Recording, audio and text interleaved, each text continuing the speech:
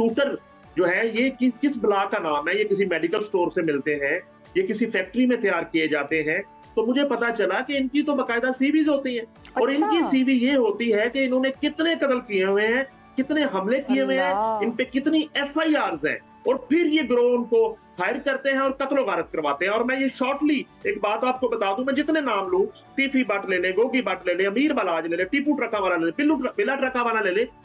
इनमें से किसी शख्स ने अपने हाथों से तो कभी मेरा ख्याल है किसी को थप्पड़ भी नहीं मारा हो। अमीर बालाज की वालदा की तरफ से इस ख्वाहिश का इजहार किया गया था जब अमीर बालाज कत्ल हो चुके थे कि अब इस लड़ाई को खत्म हो जाना चाहिए। जिनके साथ कत्लो गारत हुई, रेप केसेस हुए, डकैतियां हुई, उनको कैफरे किरदार में जब उनके मुजरिमों को पहुंचाया तो उस वक्त तो वो बिल्कुल आबद बॉक्सर उनका हीरो भी बन गया, मगर उसके साथ ही उन्होंने एतराफ किया कि उस वक्त के हाकिम वक्त ने, वज़ीर आला पंजाब ने बहुत से लोगों को उनसे इनकाउंटर करवाया। ठीक है, तो ये तो साबित शुदा चीजें हैं। में ज्वाइन किया है सीनियर सहाफ़ी हैं नईम हनीफ साहब, बहुत शुक्रिया आपने सुनो पाकिस्तान को वक्त दिया। मुख्तसरन बताइएगा कि गैंग वॉर की इब्तिदा कैसे हुई और टीपू ट्रकावाला, तीफी भट्ट और गोगी भट्ट के दरमियान दुश्मनी कब और कैसे शिद्दत अख्तियार कर गई। ये बदकिस्मती है शहरवानों के, हम सुबह जो है वो मॉर्निंग शो में गैंग वॉर की इब्तिदा को डिस्कस कर रहे हैं, हम नजरिया पाकिस्तान को डिस्कस नहीं कर रहे। हम 6 सितंबर आ रहा है, हम जो है वो हिस्ट्री, पाकिस्तान की हिस्ट्री को डिस्कस नहीं कर रहे, हम गैंग वॉर की हिस्ट्री को डिस्कस कर रहे हैं। ये कहां से शुरू हुई, क्योंकि ये हमारे मुआशरे का हिस्सा बन चुकी है ना और नईम साहब। जी बिल्कुल, मैं वही अर्ज कर रहा हूँ कि ये बदकिस्मती है और ये बिल्कुल जो है हमारे हुकूमतों की कमजोरी है। और अब जो है रियासत को इसमें अपना रोल प्ले करने का जो है वक्त आ चुका है। ये गैंग वॉर को एक वो शालमी और अकबरी की दुकानों की लड़ाई से शुरू हुई और एक क्रिकेट मैच से शुरू हुई थी, और पहली लड़ाई जो है वो क्रिकेट मैच पे हुई थी। वो कई मरतबा हम बता चुके हैं, वो तीफी भट्ट और बिला ट्रका वाला ग्रुप के दरमियान वहां से लड़ाई हुई, पहली दफा सुलह आई। अकबरी जो है वो एक दुकान के कब्जे के इशू के ऊपर दोबारा से एक मरतबा लड़ाई हुई, बढ़ती बढ़ती बढ़ती बढ़ती फिर एक जो मिस्त्री था, एक राज था काम करने वाला,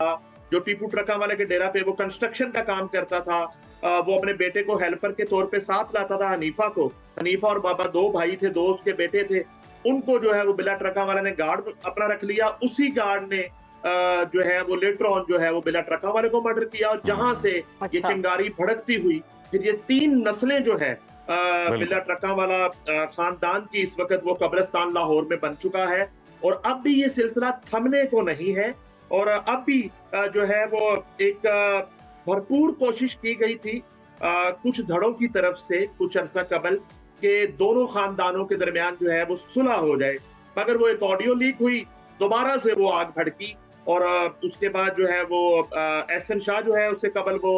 मुबैना पुलिस मुकाबले में मारा गया। और अब सूरत हाल ये है कि बिल्कुल एक आपने सही फरमाया कि यहाँ एक बेयकीनी की सी सूरत हाल है, और लाहौर जैसे मसरूफ तरीन शहर में और किनार रोड जैसी मसरूफ तरीन शाहराह पे कुछ रोज कबल एक और कत्ल हो गया, जो कि हमें बताया गया कि वो तीफी भट्ट के बहनोई है, जावेद भट्ट। और अब जो है सूरत हाल फिर एक मरतबा इस लड़ाई को शिद्दत की तरफ लेके जा रही है। और मैं समझता हूँ कि पुलिस जो है वो अब तक नाकाम रही ऐसे ग्रोहों, ऐसे ग्रुपों, ऐसे धड़ों, ऐसे खानदानों के दरमियान मुसालत करवाने में, मफामत करवाने में, सुलह करवाने में, जंगबंदी करवाने में। मगर अब जो है मैं जो है बिल्कुल क्लियर हूँ कि रियासत को इसमें जो है वो अपना रोल प्ले करना होगा फिल फोर। और तो इस तरह नईम साहब, अभी आप क्या प्रेडिक्ट करते हैं? अभी आपकी चूंकि नजर रहती है ऐसे मामलात पे, भी आप क्या प्रेडिक्ट करते हैं? ये मामलात मजीद शिद्दत इख्तियार करेंगे या यहाँ पर इन्हें कंट्रोल कर लिया जाएगा? देखिए अजीम, ये जो एक ख्वाहिश है जो कम अज कम जो है वो 3 दहाइयों से तो हम देख रहे हैं, उसको रिपोर्ट भी कर रहे हैं, और हर मर्तबा अगर कोशिश हुई भी और अपने तौर पर ही कोशिश की। अभी भी मेरी ये इतला है कि एहसन शाह जो किरदार है उसकी हलाकत से कबल अमीर बालाज की वालदा की तरफ से इस ख्वाहिश का इजहार किया गया था जब अमीर बालाज कत्ल हो चुके थे कि अब इस लड़ाई को खत्म हो जाना चाहिए। और उनकी जो अगली नस्ल है उसमें अमीर मसहब है, अमीर फतेह है, वो इस किस्म की शिद्दत पसंदी से, इस किस्म की लड़ाई से, इस किस्म की जंग से उनको दूर रखना चाहती है। अच्छा हनीफ साहब, और एक सिलसिला जो है वो अमीर शुरू हो गया था सुलह का तो एक इंटरव्यू मैं खुद देख रहा था, सोशल मीडिया प्लेटफॉर्म पर भी वो है, जिसमें वो खुद ये कह रहे हैं, चूंकि बाहर से पढ़ के आए थे गालिबन, तो कह रहे थे कि वो भी नहीं चाहते हैं कि अब क्योंकि नस्ल तब्दील हो गई है, वो भी नहीं चाहते कि ये कत्ले आम जो है ये इस तरह से हो, और वो भी ये खानदानी दुश्मनियां खत्म करना चाहते थे, लेकिन उसके बावजूद हमने देखा कि ये मामला नहीं रुका। अच्छा, ये कुछ जो है ना बाज़ का तीसरी जो कुव्वतें हैं, जिस तरह मैं अभी तक ये जो हालिया कत्ल हुआ है कनाब रोड पे, इसमें मेरी राय जो है उसमें ये है कि इसमें कोई तीसरा फरीक भी जो शहर में बदअमनी चाहता है और इन खानदानों के दरमियान जो है वो सुलह जो है वो उसको कबूल नहीं है, वो भी इस तरह के वाकयात में मुलव्वस हो सकता है, तीसरा हाथ भी मुलव्वस हो सकता है। अच्छा नईम साहब, सोशल मीडिया पर ना बड़ी बहस जारी है, कुछ लोग कह रहे हैं कि एहसन शाह ने कत्ल नहीं किया था अमीर बलाच को, और कुछ लोग कह रहे हैं कि इसी ने कत्ल किया था और अब पुलिस मुकाबले में इसका बदला ले लिया गया, तो इसमें जो हकीकत है वो क्या है? देखिए शहरबानो, इसमें ना ये भी मैंने शुरू में जैसे बात की, इसमें भी जो है वो सोशल मीडिया खास तौर पे बिल्कुल शुक्र बेमुहार है, और बिल्कुल उसी तरह से जैसे मैं प्रोग्राम में डिस्कस कर रहा था कि शूटर जो है ये किस ब्ला का नाम है, ये किसी मेडिकल स्टोर से मिलते हैं, ये किसी फैक्ट्री में तैयार किए जाते हैं, तो मुझे पता चला कि इनकी तो बाकायदा सीवीज होती हैं। अच्छा। और इनकी सीवी ये होती है कि इन्होंने कितने कत्ल किए हुए हैं, कितने हमले किए हुए हैं, इन पे कितनी FIRs हैं, और फिर ये ग्रोह उनको हायर करते हैं और कत्लो गारत करवाते हैं। और मैं ये शॉर्टली एक बात आपको बता दूं, मैं जितने नाम लूं, तीफी भट्ट ले ले, गोगी भट्ट ले ले, अमीर बलाज ले ले, टीपू ट्रका वाला ले ले, बिला ट्रका वाला ले ले, इनमें से किसी शख्स ने अपने हाथों से तो कभी मेरा ख्याल है किसी को थप्पड़ भी नहीं मारा हो। इसी तरह से अब मैं सोशल मीडिया की तरफ आ रहा हूँ कि यहाँ भी कोई जो है ना किसी का एक प्रोफाइल ही नहीं है, कोई किसी की एजुकेशन नहीं है, कोई किसी की सीवी नहीं है, मगर जिसके पास एक अच्छा मोबाइल है, एक उसके पास माइक है, और वो इस वक्त फील्ड में है, और वो इस वक्त जर्नलिज्म कर रहा है, और वो बेचारा अपनी समझ पूछ के, और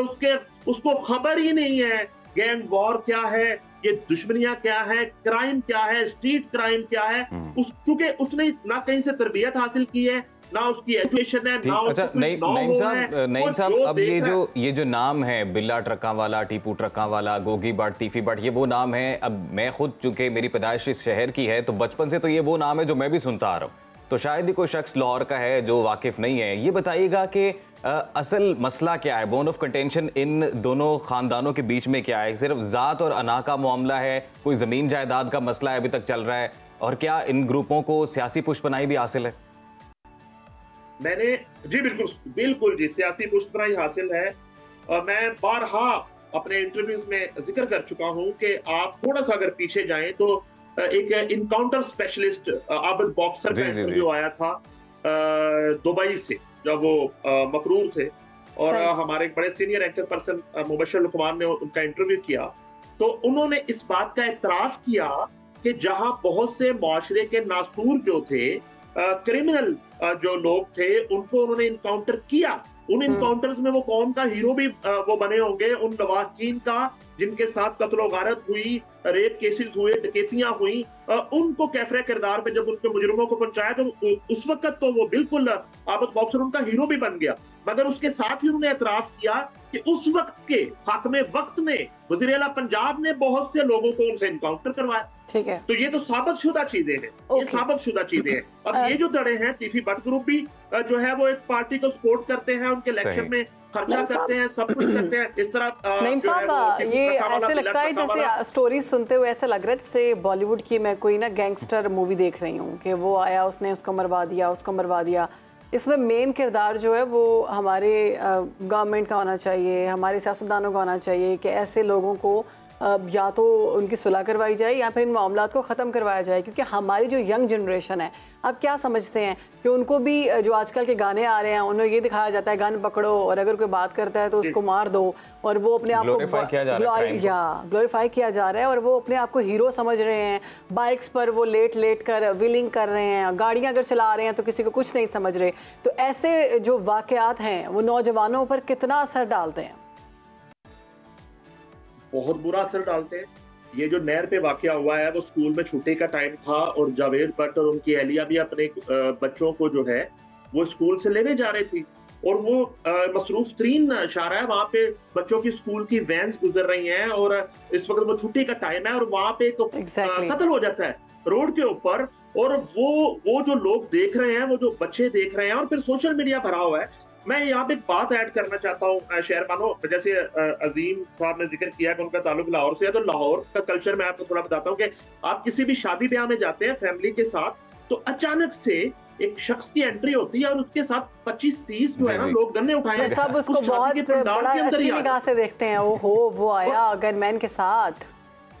जी जी जी। और वो फैमिली जो है ना वो और बच्चे देख रहे हैं कि ये क्या है। और मैंने सीसीपी लाहौर उमर शेख से मैंने उनसे ये सवाल किया कि ये क्या माहौल है, तो उन्होंने कहा इसका हल क्या है। और मैं इसमें मोस्टली लोगों को मैं जानता हूँ जिनके पास सिर्फ पैसा है, वो 20-25 गनमैन कैरी कर सकते हैं और फैशन के तौर पे अपने शौक के लिए वो साथ लेके फिर दुश्मनी किसी से नहीं है। तो मैंने कहते हैं इसका हल क्या है, मैंने कहा हल ये है उसको बुलाएं, उससे पूछे तुम्हारी किससे दुश्मनी है, वो जिसका नाम ले उसको बुलाएं, उनकी सुलह करवाएं और दोनों तरफ के 25-25 गनमैन ऑफ नहीं साहब, ये बिल्कुल उन्हें एजुकेशन का मसला है। मुझे ऐसा लगता है कि हम जब वेस्ट में देखते हैं कि हमारे लोगों के पास उतना पैसा ही नहीं है, उतना पैसा खत्म हो जाता है जहाँ पर उनका शुरू हो रहा होता है वेस्ट में। वो लोग आम नॉर्मल जिंदगी गुजार रहे होते हैं, बिल्कुल डाउन टू अर्थ बन के जाते हैं। और हमारे अगर किसी के पास पैसे आ जाए, सबसे पहले उसने वीगो डाला लेना है, उसके बाद उसने 2 जो है ना गनमैन ले लेने हैं 25-25 हज़ार के, और लोगों को ये बताना है कि मैं बहुत बड़ी कोई शहर बन गया। वीगो डाला तो बगैर पैसों वाला भी आ जाता है वो उसका कोई मसला नहीं है। बाकी नईम साहब बहुत शुक्रिया आपके वक्त का, आपने पाकिस्तान को वक्त दिया। और ये बिल्कुल जी एक मामला है, और जिस तरह से क्राइम तो अपनी जगह पे, लेकिन क्राइम को जिस तरह से ग्लोरीफाई किया जाता है और उसके यकीनन जो है वो मुज़र मुरतब होते हैं मुआशरे पर भी।